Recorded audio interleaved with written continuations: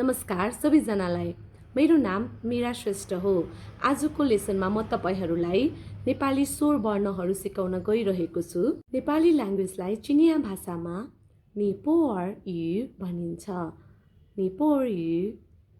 नेपाली भाषाको 13 वटा स्वर वर्णहरू सिकौं।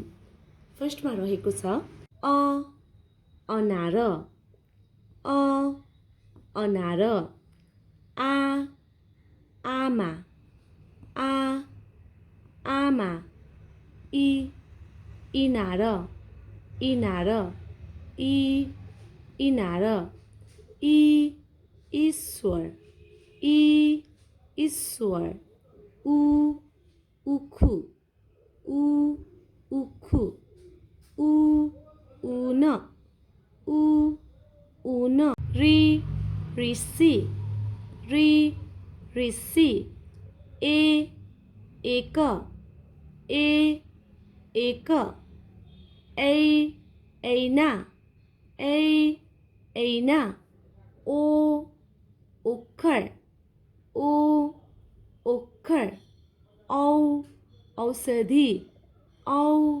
औषधि, अङ, कुनै बेला यो अम हुन्छ त कुनै बेला यो अङ हुन्छ। अङ, अङ्गुर। अको पछाडि दुईटा थोप्ला, यसको मिनिङ छैन। यसलाई पढ्दाखेरि अह। एकचोटि सबै रिपिट गरौँ। अ, आ, इ, उ, उ, ऋ, ए, ऐ, ओ, औ, अम, अह।